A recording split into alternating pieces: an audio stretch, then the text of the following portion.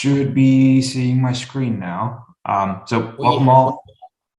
Yep, all right. So welcome all. My name is Avi, and today I'm here to chat about endpoint analytics. Endpoint analytics is a tool, specifically, I want to explain to a bunch of folks what exactly is endpoint analytics, some of the capabilities that you can use within endpoint analytics to your benefit, and a few teasers of what's going to be coming up soon, what's in preview, what's coming up, much later down the road, perhaps towards the end of the year, and even chat about some feedback if I can. I'm not sure if we can do a lot of Q&A through the chat, but I was hoping that we can jump on the call, but we'll figure this out. So let's chat. We've been generally available in endpoint analytics since, I want to say, October 2020 or so. So roughly about 18-ish months, if I got my math right. But how we came up with this idea is after chatting with a lot of IT pros and a lot of IT decision makers, there were two themes that always stood out when we were chatting with these customers, which is there's a lack of good signals. People don't know whether the IT operations that they are involved in are really working for them. So think if any deployment, if you will. Historically, what we've heard about from customers is that they're going to deploy things, knock on their neighbor's door when that used to be possible, and ask them, hey, did something break? If not, then okay, seems like we're doing a good job. But this isn't really a scientific or mathematically accurate way of thinking about whether you're enabling your organization to be more productive or secure. But B, even if we did have some of that data, people didn't even have a sense of whether the operations that they were doing were accruing towards a productive experience or a more secure experience for their end users. So in general, there's no data coming in towards IT to understand whether or not, hey, am I doing a good job or not? And B, what is a good job? Are the actions that I'm doing as IT, are they even valuable to my end users, or am I just operating in darkness here? And this is, say, a typical graph of the IT support process. You start out, there are many, many issues that hit the help desk layer. They may or may not get resolved, and progressively over time, they get higher tiers of IT support. And then finally, towards the end, this is the only tail end when super, super severe issues like a big update breaking or some kind of very critical driver change that's crashing gets reported to IT. It takes a lot of time to discover this. And the vast majority of users over here end up suffering in silence. I like that term because it happens often. How easy is it for folks to just be like, oh, let me just go restart my machine. Hopefully that goes fixes things up. But that is, while that does work for some folks, it's not a productive experience. The onus is on the end user to go and make their experience better. And this is where endpoint analytics comes in. We want to provide IT with an understanding of how their end users are enjoying their experience with their devices. We're giving you a way to quantify, not only quantify the experience that end users have with their devices, but also give you insights and recommendations for how you can go and improve these. There are many, many pain points that endpoint analytics addresses today that we're going to go into. I'm going to talk about some of the existing capabilities and some more capabilities that are going to be coming in. But that is the theme of endpoint analytics. So one of the big themes of, I'm going to use the abbreviation EA for endpoint analytics, is scoring. One way of determining, a very good way of determining whether or not your experience of your devices is good or bad is to perhaps give you a score between 0 and 100. 0 being, hey, this is a pretty terrible experience, and 100 being, from our data and analysis, this is the best in class experience that you can provide to your end users with the tools that are available today. So we give you a score across every single device and every single model and in many attributes like startup performance, application reliability, things that we're going to jump into in a little bit. But we also give you the ability to see how you are performing in comparison to other tenants across endpoint analytics. So we have, for every tenant that does come in, every customer who logs into Endpoint Analytics, we have a sense of how their environment's doing, and then we benchmark them, or as we call it, baseline them against yours. And we, one of the core pillars is that we just don't want to give you raw data. Raw data is good at discovering and realizing where you're good and where you're bad, but we want to be more actionable by that. We want to tell you, hey, you have XYZ points today, but if you did this, this is how you will go ahead and improve your score by 8 points or 3 points. And insights and recommendations are our way of helping you improve the score over time, but also start baselining and benchmarking your performance, not only with other environments, but also with benchmarking against your own past experience, past actions. So let's say if your score was 65 today, and we went ahead and give you an action or insight that you can act upon, you can start saving those baselines and start benchmarking against yourself. But in addition to that, you can also start baselining it against every single device in the EA ecosystem. So with that, let me go ahead and explain some capabilities of what Endpoint Analytics can do.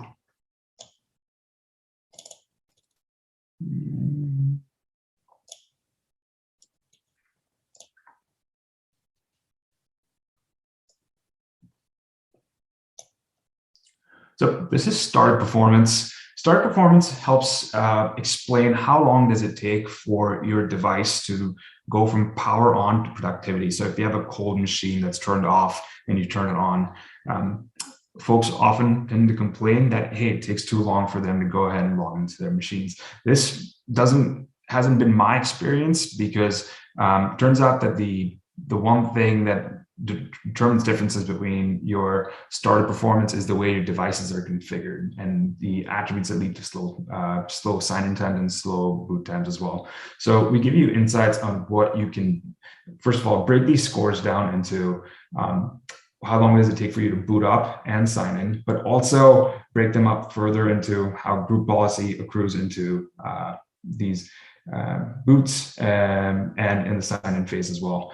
But no, not only does this give you startup scores from all devices, we have the ability to dig into specific models as well, but furthermore into showing you the restart frequency as well of your devices. One would assume and hope that you only have to restart your machine once every month, which is when your update hits you. However, this tends to not be the case, as you can see from this example. And we further break these metrics down into reasons by which end users are seeing restarts inflicted upon them. Let's see.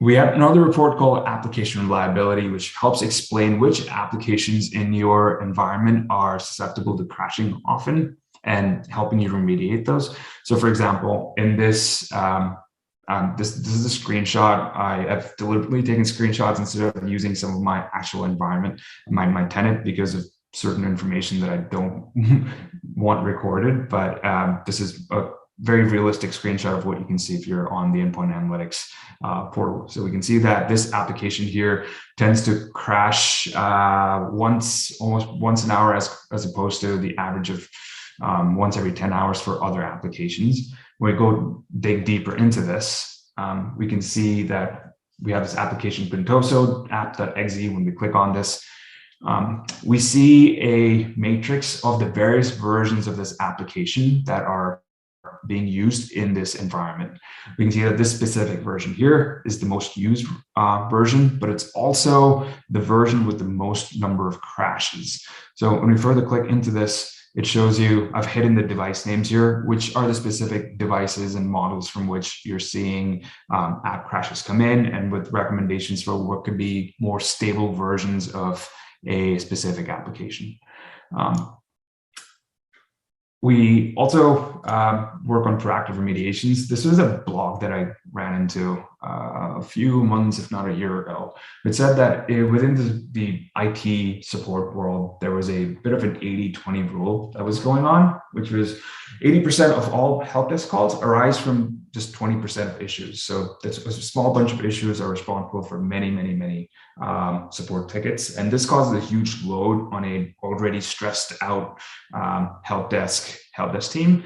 And it's also a harm for the end user's productivity. So according to this blog that I read, the average ticket response time today ends up being about 7 hours, and then resolution time ends up being 3 days.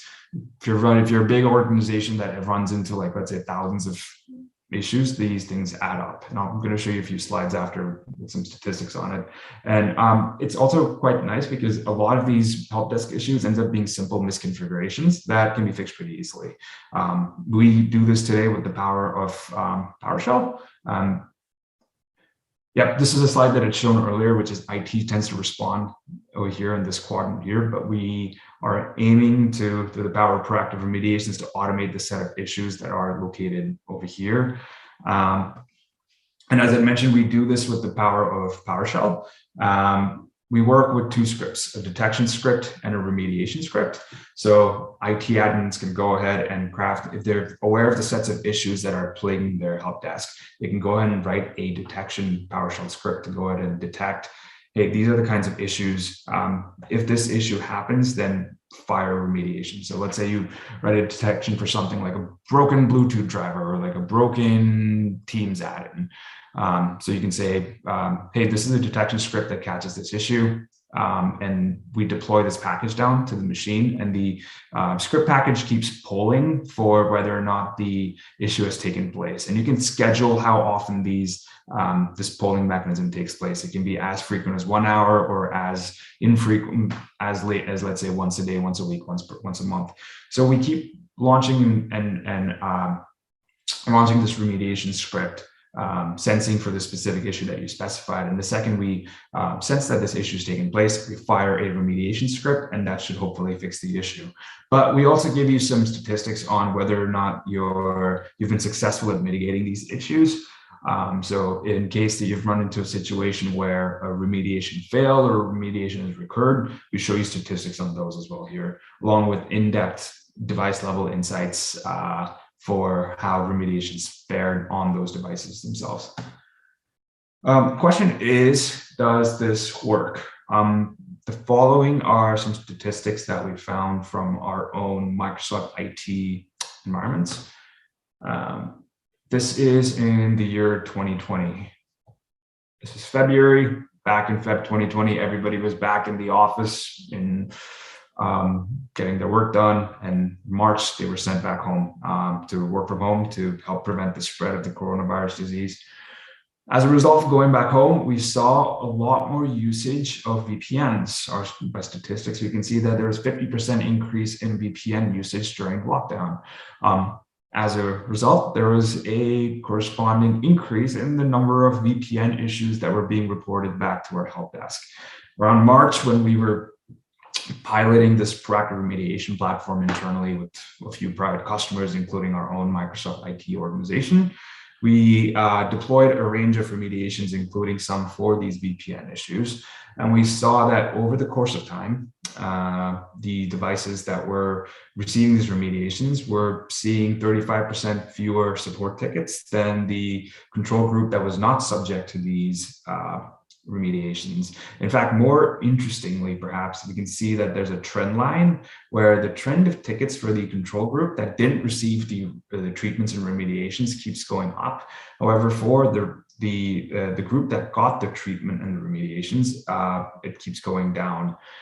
So this is a good use case for how remediations have been successful for not only Microsoft internally, but for other customers as well. And if something interesting is, if you go on your favorite search browser and search for proactive remediations, we have many Microsoft MVPs and other IT administrators who have come up with a range of remediations that you can go ahead and use out of the box. We're kind of sort of thinking of ideas on how we can go ahead and provide you with a single library, a community hub of sorts, similar to what we've done in the config man world, where admins can come together and share scripts. That's work that we have been thinking and chipping away on. and we hope to get there soon. There are a few challenges that we're dealing with right now, but we think we can provide our admins with a secure and productive experience to go and share remediations with each other. Some more capabilities are on Windows 11 readiness. I should go ahead and open my demo environment for this one. Yep, so on this, we released this new report sometime last year called Work from Anywhere, which tells you whether or not your IT organization is well equipped to be productive in a remote world. And as part of this Work from Anywhere report, we came up with a readiness report on whether or not the devices in your organization are have met the hardware requirements to upgrade from Windows 10 or to Windows 11. Windows 11 does have some hardware requirements. This is a test tenant, so there are very few devices enrolled into this. They're mostly virtual machines, but they'll further show you what are the hardware blockers or what kinds of blockers are affecting your environment. So in this, you can see by TPM, CPU family, system firmware. But if I click on this further, it shows you a list of all the devices in your organization, and you can see the reasons for why certain devices would either succeed or fail in upgrading to Windows 11. This sets me up. We've also introduced filters in various parts of Endpoint Analytics. This is new.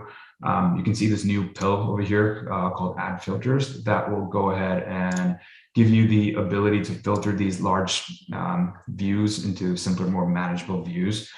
I want to go ahead and switch over my screen again.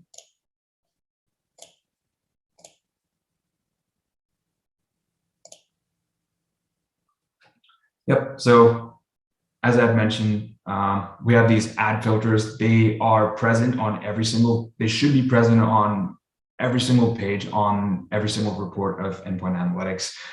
So if you see any of these tabular columns, this new button called Add Filter will let you go ahead and add filters for virtually any of these columns out here. So if you have a big, and if you have a large environment with over 50,000 devices and you want to go and do some granular analysis of what's going well or what's not going well in your environment, those filters will help. However, this tees us well for a discussion on large environments. Let's take, for example, that you are a IT head of a big geographically distributed IT organization. There's a problem here. All reports in Endpoint Analytics today are aggregated from every single device in the IT organization. So if you're geographically distributed over 20 countries, very, very large, these reports aren't usually very useful to you because you don't have a way of filtering these devices to the devices that you own. So if Microsoft operates in many countries, and let's say you're the IT head of Germany, the reports today are not very useful because the insights and recommendations and scores that we provide to you are from every single device from North America, from Asia, from Latin America. So we're coming soon. We're going to allow you to filter these EA report scores and insights by scope tags. And we're estimating the engineering work to go and enable this is currently on its way. We hope to be done and preview this towards the second half of the year. Some screenshots on what this could look like. So you can see you have a filter button down here. The second you click on this, we have a new button called Managed Filters. This allows you to go ahead and create filters of various customizations.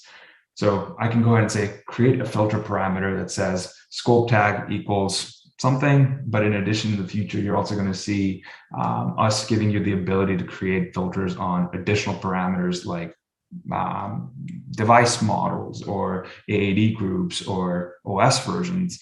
So I go ahead and say, hey, for now, I'm only going to show you scope tags because scope tags is the specific one that we're focused on for the short term. So you go ahead and click scope tags equals Seattle PCs. And once you've created that scope, once you click on it, you will see your insights and recommendations and scores be filtered down to that specific view. So we are starting out with scope tags that I mentioned, but in the future, we're going to be bringing other attributes like OS version, device manufacturer.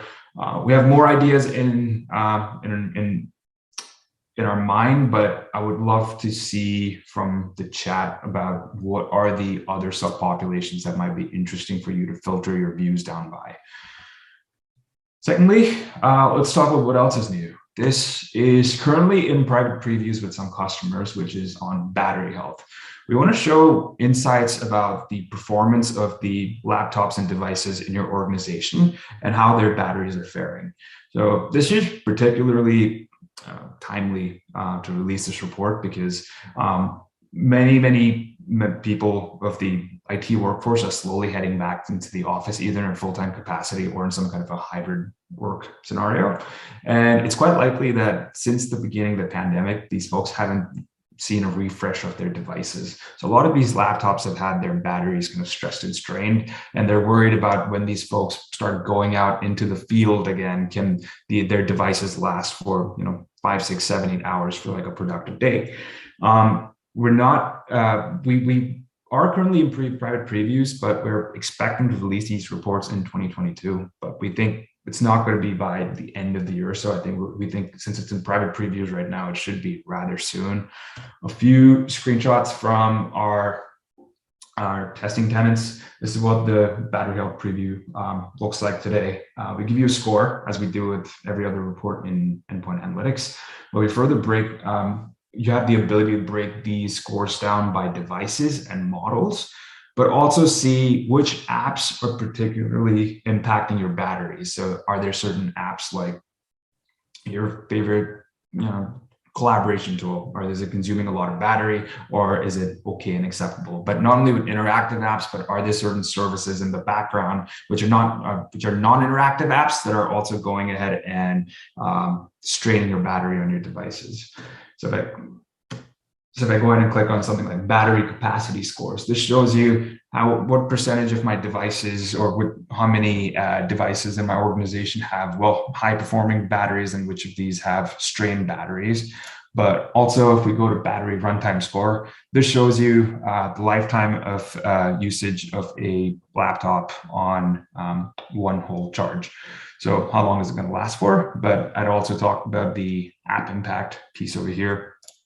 So it breaks these insights down further into which are the applications that are strained, have the most impact on your batteries, both from interactive apps, but also from non-interactive apps.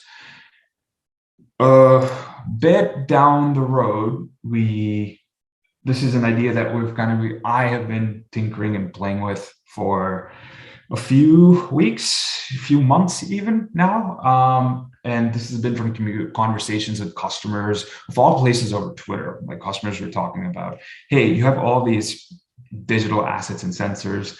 Can you go ahead and give me insights on how application usage is going in our environment and what we can do to help you with certain issues? And the customer pain points that we've seen are on IT administrators and business org owners claiming that they are overspending on acquiring licenses of paid applications. I've used this mock app called expensive app, but there are many applications that fall under this bucket, which sometimes cost over $1,000 per user per year. And the fear here is that IT ends up oversubscribing to these apps. And how that ends up being is, let's say an end user like me requests such an app to be installed on my machine. IT goes ahead and sends an email to my manager who says, hey, can Avi go ahead and get this app? When my manager puts a thumbs up, the app gets installed on my machine. I then typically use this app for 4 to 6 weeks, maybe longer, maybe less. But then what tends to happen is after a short usage of duration, I never use this application again. And this application is going to remain unused on my machine. Now, when it comes to the license renewal period for this app, admins start looking at the number of installations made for this app through whatever request management portal you use. And then they go ahead and say things like, oh, hey, we made 500 approvals of this application last year, and we should go ahead and buy 500 applications, maybe 600 too, just to be sure for a growing workforce. But that's not really a good metric to go and determine whether or not you should be procuring more licenses for a specific application. What we should be looking at is active usage of these applications instead, because if we go back to this example of mine, there are folks who go ahead and use this application for a short duration of time and it just gathers dust on your machine. What could happen is, and not only for better license renewal decisions, we also want to help you perhaps recycle licenses. So if I am a budget conscious IT organization and I see that this app is very, very, very expensive, and I get statistics that, hey, I'm not using this application for as long as for only 4 to 6 weeks, it might be worth removing this license from me and perhaps assigning it to someone else if the licensing mechanism allows for it. So the proposed idea that I'm currently designing for is the leading scenario today right now is for managed apps specifically, allowing admins to start entering the name of certain executables of the application whose usage memo will start tracking. So via Microsoft Teams, the exe could be MS Teams.exe. In this case, I've used expensiveapp.exe. One thing that we will be very gung-ho about is respecting privacy. So all usage reporting will be aggregated over a long period of time so that we're not getting into very snoopy behavior. We don't want folks to understand, hey, did Avi use Outlook yesterday? Or did this person use Zoom or Teams yesterday? We want to keep it aggregated to solve this specific purpose and this goal, which is to give you a better sense of how to make better license renewal decisions, and then report on certain metrics like device ID, username, last executed use time, as long as it's within that 6-month time frame, and then install date. So giving you relevant data to help you determine, hey, who's not using certain licenses, who is using certain licenses, who is, how do I make better smart decisions on license renewals? But but not limited to just one executable. For example, for Microsoft Office, determine office usage is determined by, let's say, 3 executables: Word.exe, Excel.exe, and OneNote.exe. So allowing admins to go ahead and to start with manually entering these, and then over time we want to use our analytics tools and sensors to start automatically determining, hey, we want to build a graph to start understanding this managed app tends to be associated with these exes. So we want to pre-populate this on your behalf, as opposed to putting the manual labor on you. We have a ways to go there. This is our first step and thoughts on how we're going to get there. But other customer pain points that we are thinking about associated with this is that IT don't purchase exes, they purchase licenses. So like we talked about Office, right? We go ahead and purchase Office through many different SKUs like Pro, Enterprise, Lite. These are just examples of certain typical SKUs that are used to purchase applications with. So you need knowledge of which licenses are being used instead of which exe alone. So that's a layer of detail that we also want to get into within endpoint analytics. And then finally, something down the line, this was also looking into what we can do with monitoring on managed applications, specifically with tasks like license audits. Admins, for example, could download an app like Adobe from the internet, from their web browser, use their email credentials to go ahead and log into this app. But the app is effectively unmanaged on your device. So the admins don't have visibility of true usage. So eventually over time, if you want to think of phase 1, phase 2, phase 3, later on in the phases, we want to get to a spot where we start getting data on certain applications of interest that are unmanaged, but we want to show visibility of usage for these applications as well. I'm going to real quick stop sharing my screen and see if there are any chats and questions on this right now.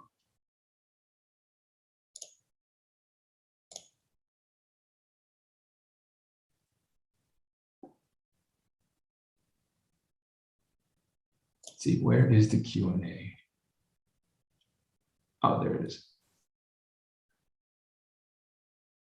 So question, will there be alarm subscriptions for batteries, blue screens, app crashes? So are you saying you want the ability to go ahead and fire notifications and even potentially tickets for if you start seeing an increase in the number of crashes or restarts? If you can just use the chat screen and go ahead and see if I'm catching your drift there. Okay, that is something that we want to get to as well. Not only with notifications, but we also want to get to this idea of firing help desk tickets. So let's say Microsoft Teams.exe is Microsoft Teams in general is seeing crashes. Is a high number of crashes, and I'm going to use the term anomalously high. Then we want to have integrations to the point where you can go ahead and integrate with your ticket management system to go file a ticket to see, hey, help desk site, go ahead and investigate this. So alarm subscriptions is also perhaps going to be a subset of the whole vision for what alerting looks like. But yeah, so ticket filing and alarms, those bell notifications that you see on MEM as well. Will there be endpoint analytics on Mac OS? We want to be on Mac OS. We want to be on phones. We want to be on Androids, iOSs, and other remote devices. For the short term, we're fixed on Windows. The team is growing, and with the growing team, we're just going to start bringing in some ideas on how we can start being multi-platform. That's a goal of ours for sure. But for the short term, and at least for the foreseeable part of this year, I think we're going to stick on Windows. Are there plans to show software and driver blockers on the Windows 11 readiness report? My honest answer is I don't know, but I do know of the person who does know this.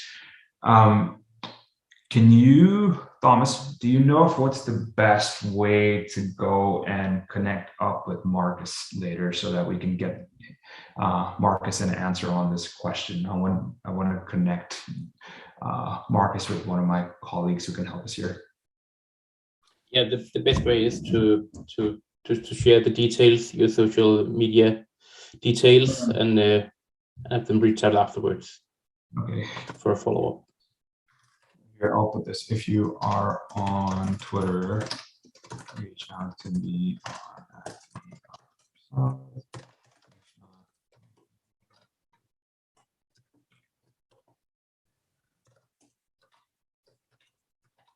Yep. All right, so just providing, and for the others in the chat, I've put my email and Twitter out there. If you're looking for these questions answered, I don't have the answers at the very moment, but I know of people who have these answers, so I can go ahead and get those answers for you.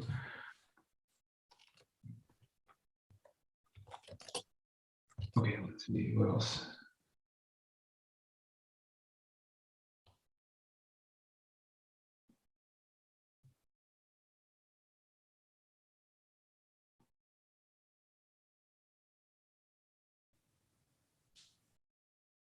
I'm just reading through the chat to see if there are any conversation points out there that I could use.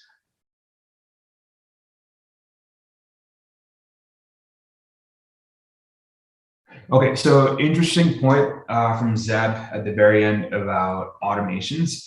A couple of automations that we have thought about are if I, as an end user, have not been using a expensive app for more than, let's say, 6 months or so, it starts out by email notifications letting me know that, hey, you haven't used this application.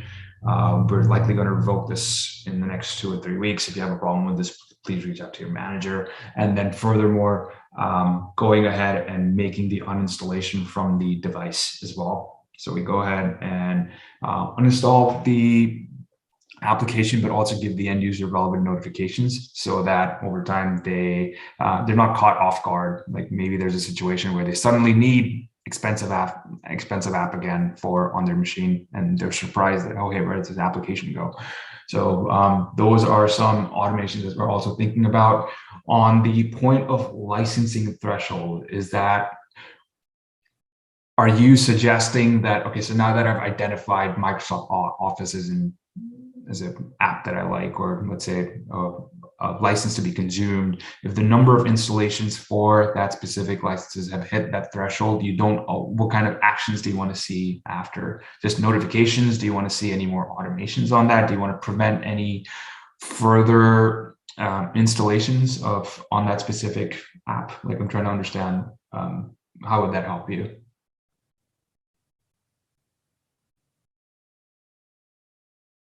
So yeah, 500 licenses. Oh, okay. I like that idea. I can see that. I'm actually gonna copy and paste that into my OneNote.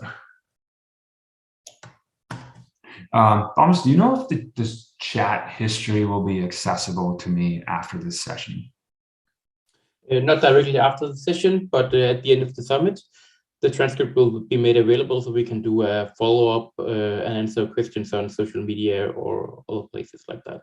That will be useful. Yeah, I'm just wondering if I should start copying and pasting some cool ideas in my notebook right now, if I can wait for it later. Yeah, you'll get it later, but it's a good idea to copy paste it just so you have it now to proceed. Maybe that's okay. Do that.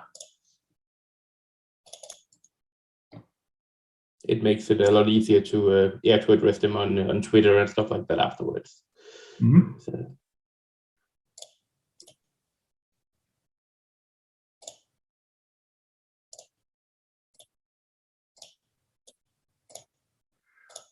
All right. Any other questions? So, folks, that was basically all that I had with the session. I wanted to keep show a little bit of what we're working on, a little bit of history of what we have been doing within Endpoint Analytics. But new question. Yep. Since analytics may push further with apps, would be something about to get installed eligibility basis. Since analytics would be pushed further with apps, would that be something possible in the near future to get apps to be installed on eligibility basis based on user profile or group membership? This way, if an app license is available, they could get it.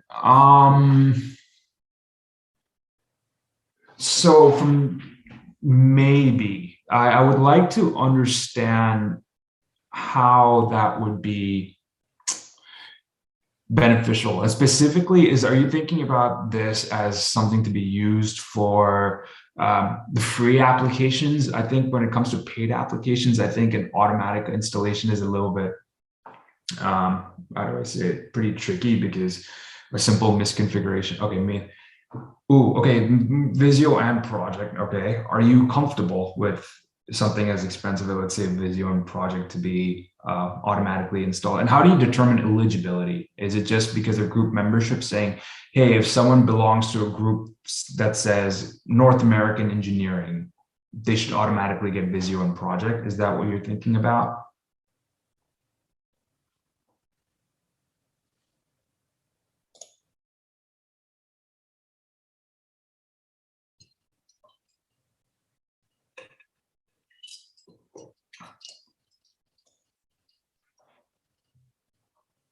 I'll wait for the response on that one. I want to dig more into the use cases for automatic installations based on eligibility and how you go ahead and you determine user profiles and group memberships. Oh, there we go. Did your project get licensed based on group membership? We need to have. Okay, so effectively, I think what you're asking for is installations. If anybody belongs to this app group, they should go ahead and they should. Oh, okay.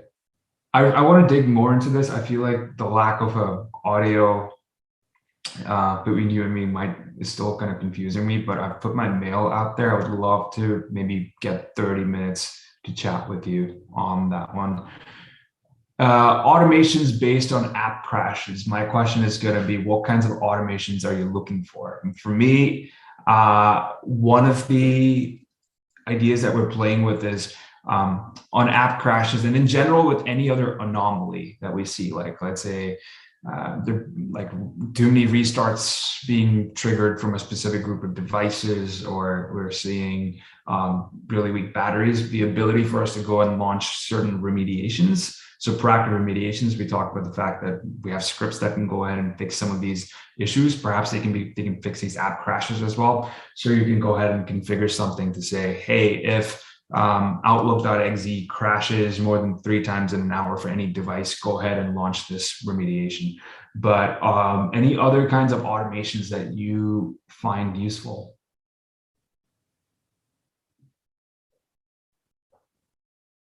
Okay, so Teams crash, clear cache.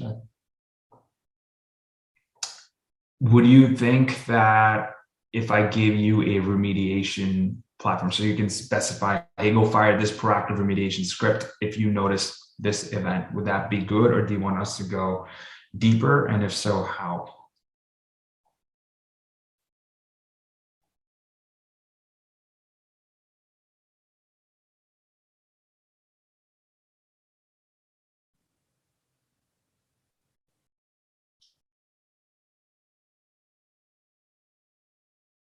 I'll wait for that response as well. I'm going to go back to the questions and see if there are any more questions that need to be answered.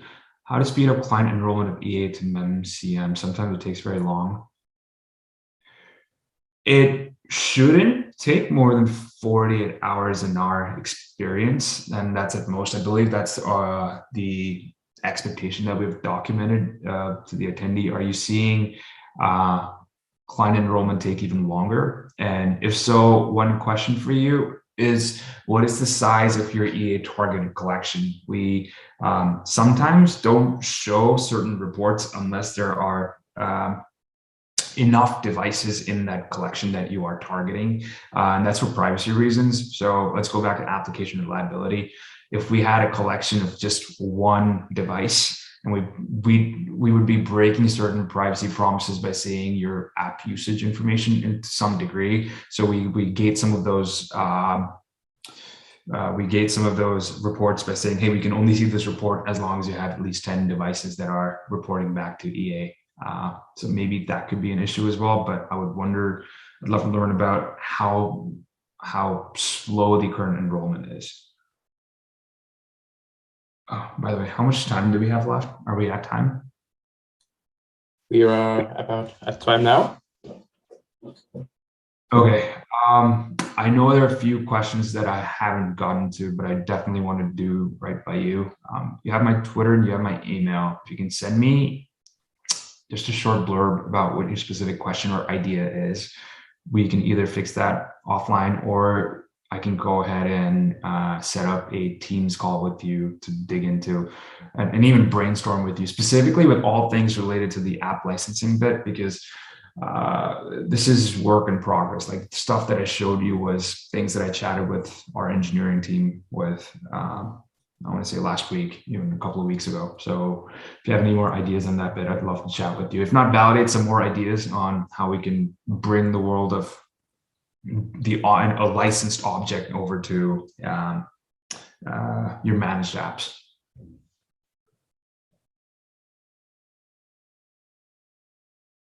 Okay, yeah, so Jan replied, like proactive remediations, but not on schedule based on app crashes, so not use resources on all devices, but the ones. It's funny you mentioned that. One of the things, another thing that kind of sort of, the thing that we mentioned about anomaly detection. So if you see an anomaly, go and fire remediation.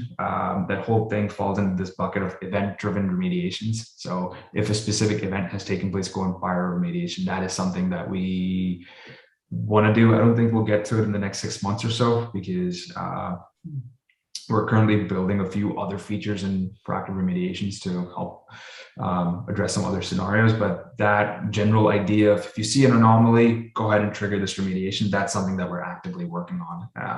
And what time frame we get there, I don't want to commit to it immediately, but it's something that we're working on as we speak.